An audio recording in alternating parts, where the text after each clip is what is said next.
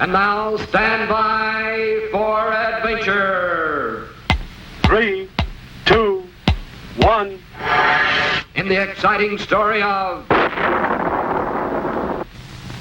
Squeak and the Terrible Termite. In his cave on 00 Island, Scratch awoke each morning just as the first sunbeam peeked through.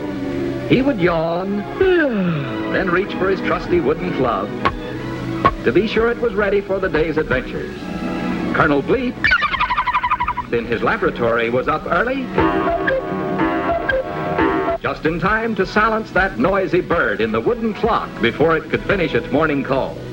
Because in his little dream house, Squeak would still be sound asleep in his cozy bed.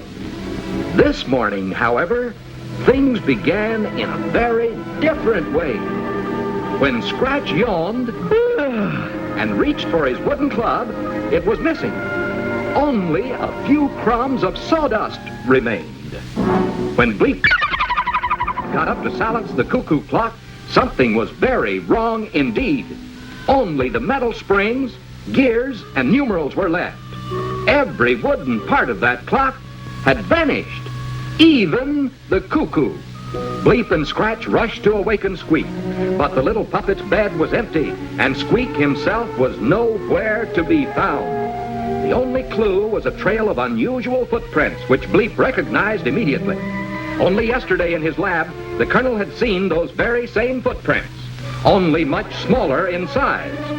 Following the tracks, he had discovered a tiny wood-eating insect called a termite. But Bleep was amazed to find that this particular termite had traces of interplanetary wood dust on its wings.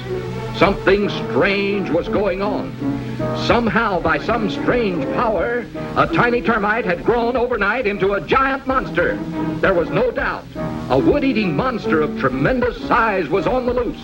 Poor Squeak, the little wooden puppet, had been captured by a giant termite. A terrible termite. The Colonel sped into action. Using futomic energy,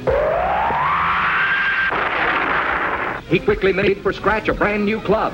Not of wood, but of solid lead, one of the heaviest, most malleable metals commonly used by man. Thus armed, Bleep and Scratch hurriedly followed the footprints to rescue their little friend. Suddenly, they were upon him. There was the great insect sprinkling salt on the poor wooden puppet, who lay bound on a huge platter. This was a time for quick thinking and fast action. With caveman strength, Scratch molded his heavy but malleable metal club into a statue that looked exactly like Squeak. And as the termite turned to put away the salt, Scratch quickly substituted the metal statue for the real puppet. And at the same time, Bleep charged the statue with a bolt of futomic lightning. Then the terrible termite turned, and in one hungry gulp, swallowed the charged statue. With a howl of pain, the monster leaped into the sea to cool off. But the weight of that heavy metal statue pulled him down, 50 fathoms under.